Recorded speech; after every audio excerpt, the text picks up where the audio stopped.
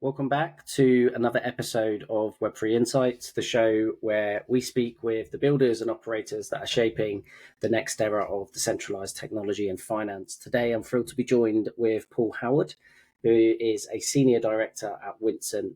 Winston is a fast-growing digital asset firm offering institutional-grade OTC trading and asset management and strategic access to crypto markets for its regulated fund structures. In this episode, we're going to explore how Winston is supporting the crypto capital markets with deep liquidity, what sets their OTC desk apart, and their ambitions for growth.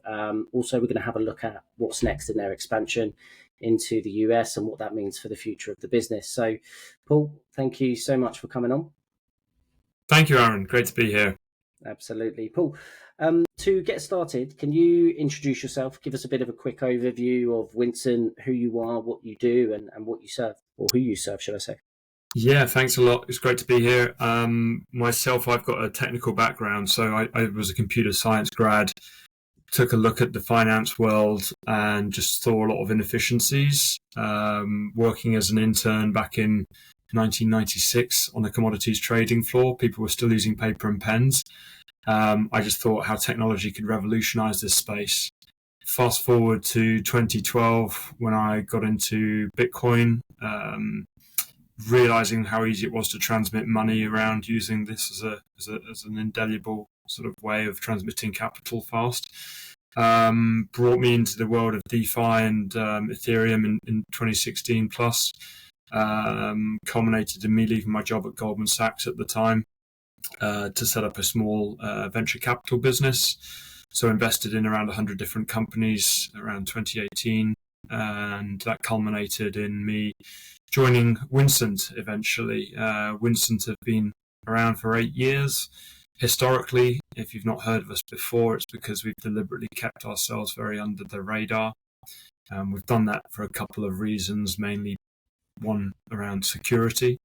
And lately what we've done is released an OTC business. So that's able to leverage our technology and all the algorithms that we have for executing large institutional blocks of digital assets. And that, coupled with our balance sheet, has led to us being a bit more exposed and a bit more out there in the market, to the point where we now run $800 million across multiple strategies, most of it in high frequency, with 120 people focused on developing the business, primarily in Europe and increasingly into the US and Asia, which is, I hope, part of what we will cover this afternoon. Yeah, amazing.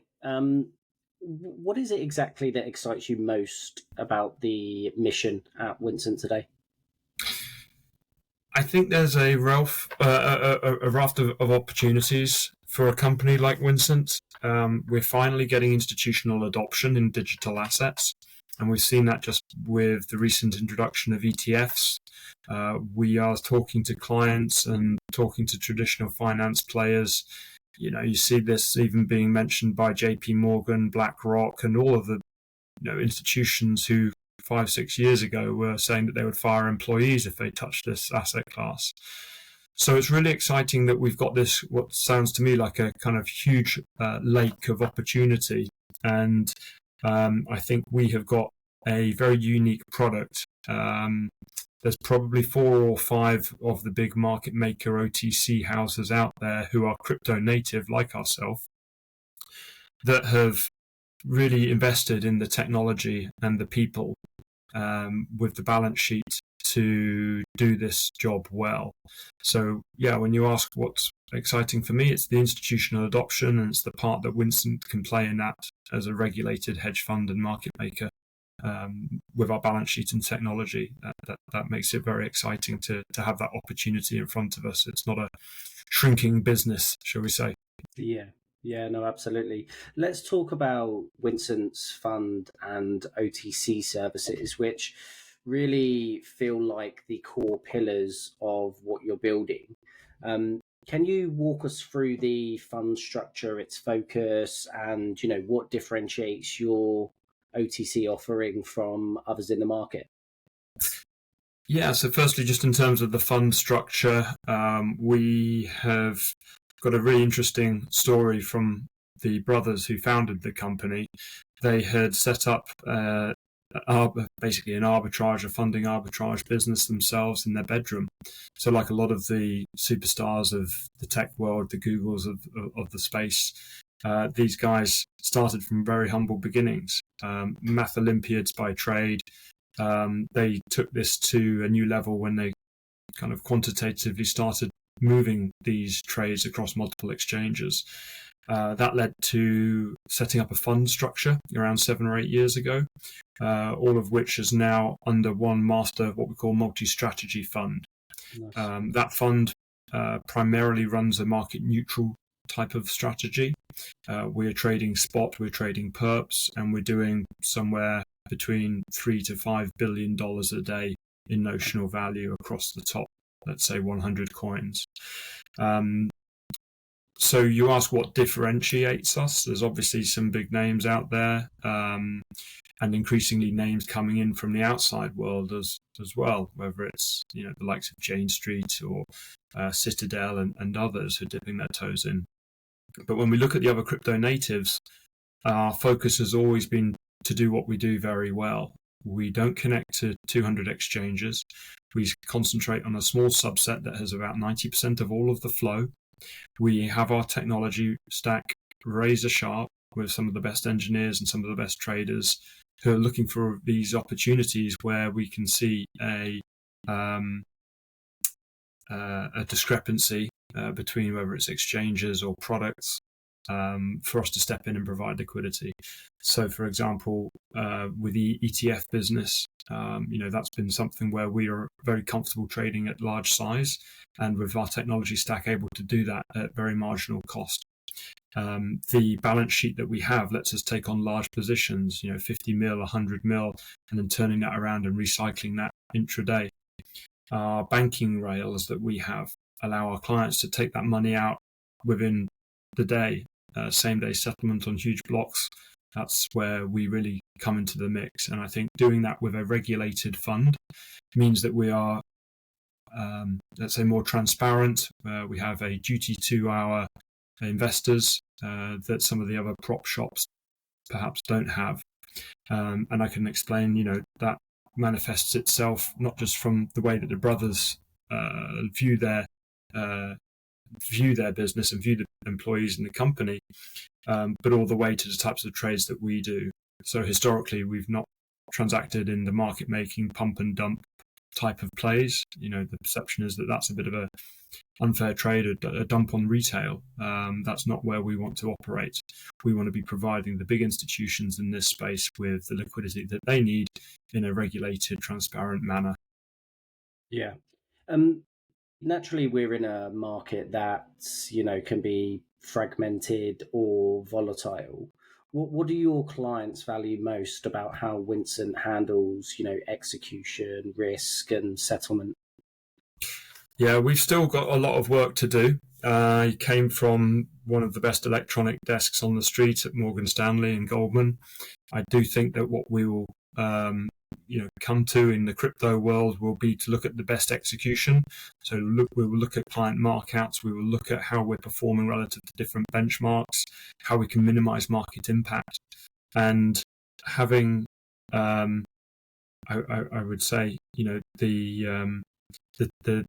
tech and the people that help us to develop that, and even though we're in like a low sort of 40, 38 vol environment at the moment, being able to manage that situation without moving markets 2-3% when somebody's doing a large position is part of why people come to us.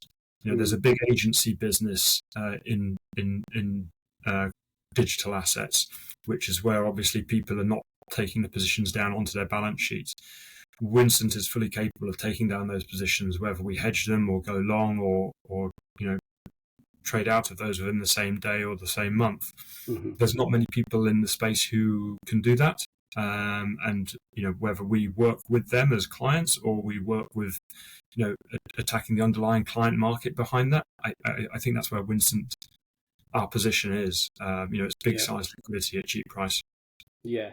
I'm keen to also understand how the demand for these services have evolved over the last 12 to 18 months. Are you seeing more institutions, high net worth individuals, or crypto native players leaning in at all? Yeah, less on the high net worth side. I think that was quite an interesting story during the bear market that we had. Mm. We're genuinely seeing big institutions coming in now. I'm not going to name the names, but they're some of the biggest ETF guys, right? And for me, that's really transformational in how we get liquidity into this system. If we're at $3.5 trillion of liquidity now, where are we going with the 5 trillion, in 18 months' time? How are we going to get there? What will that look like? And I think that that's all going to come from the institutions. There's going to be a lot of stable coins, as that just, I think, is the killer use case for crypto.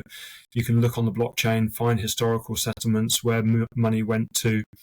That really speeds up settlement times for people. And part of that kind of flows into trade financing. There's a lot of dollarization of trades across the trade financing space, which can be done with a stable coin or a digital currency, and that will help people move money around faster. If you think it could take 5 days to settle a trade between Thailand and Indonesia, because you go via the Swift network in New York, you could do that in 10 minutes on USDT.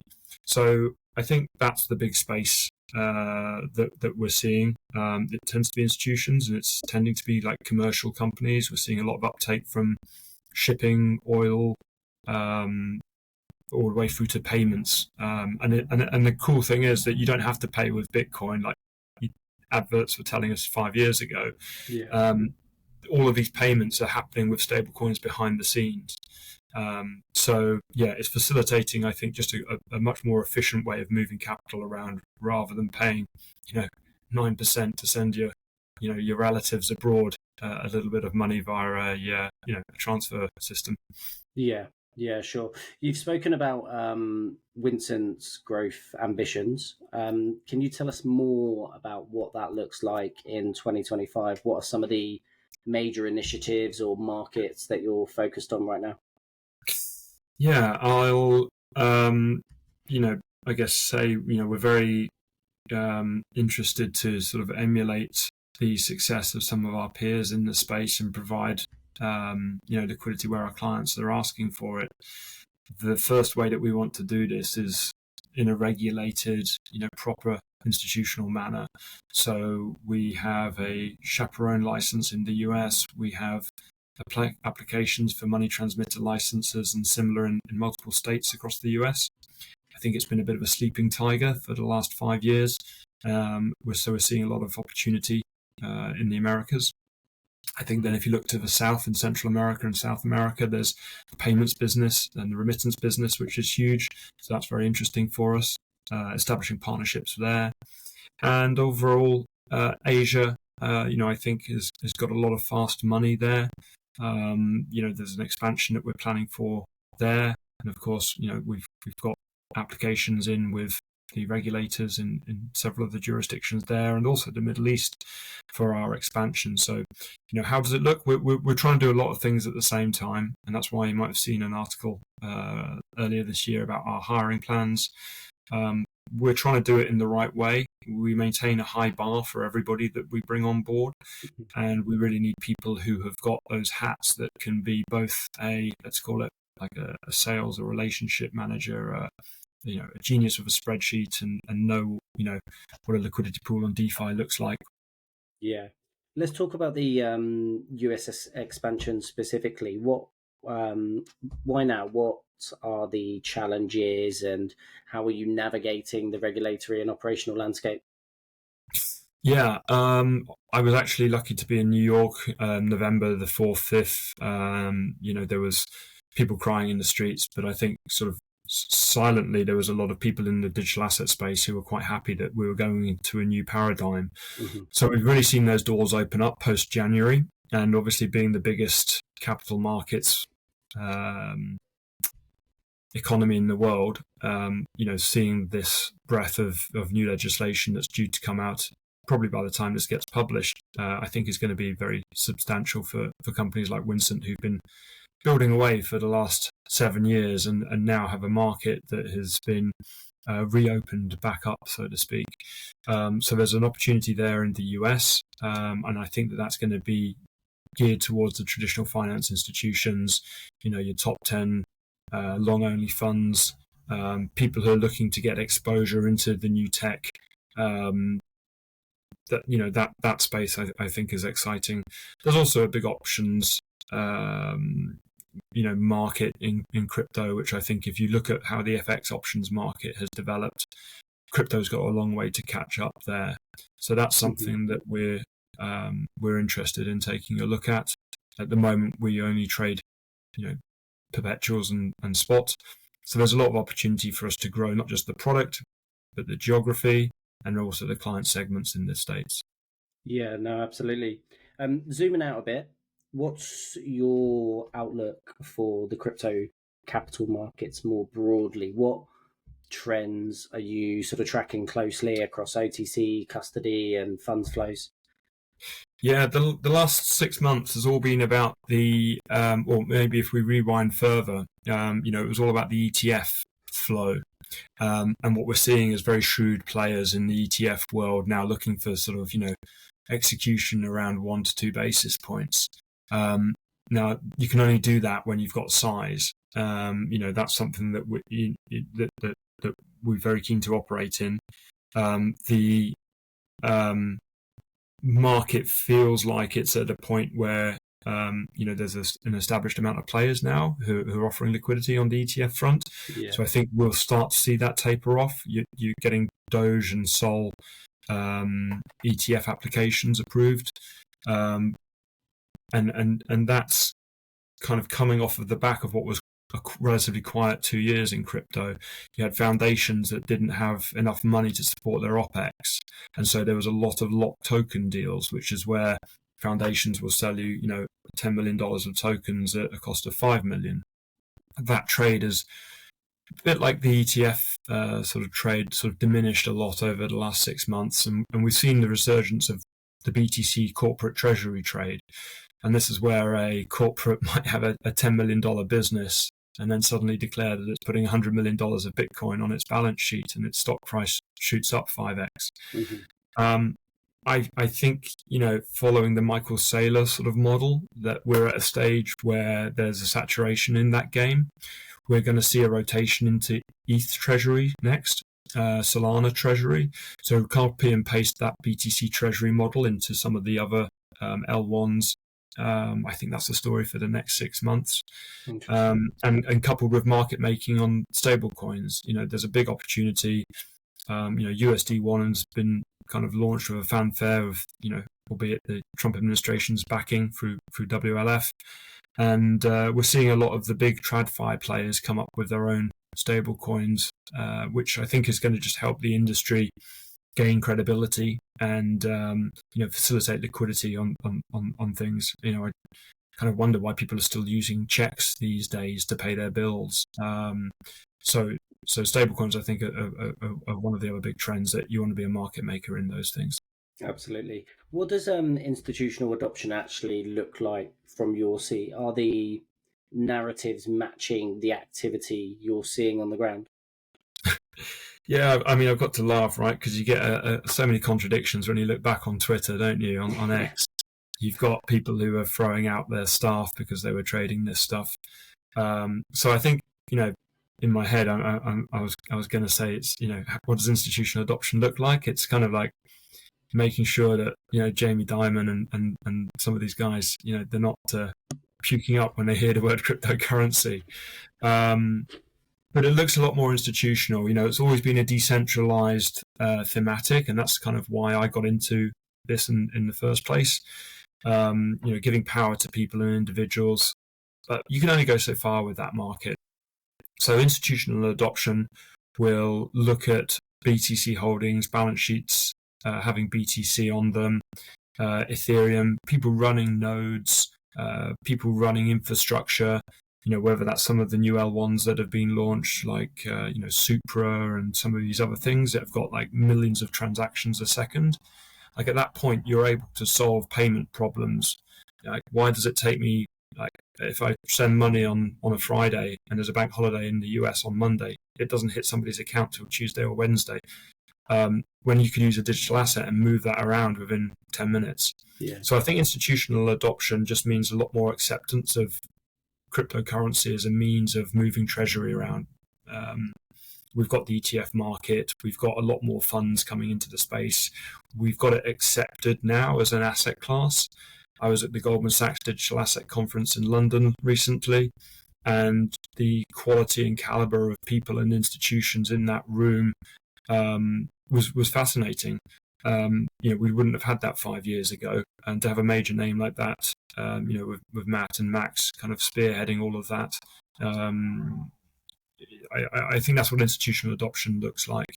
And maybe taking it a stage further, we get to the point where people are putting US dollar treasuries on chain, and that I think is a great thing, because that will actually give a 5% plus yield natively to a lot of these chains or a lot of these tokens.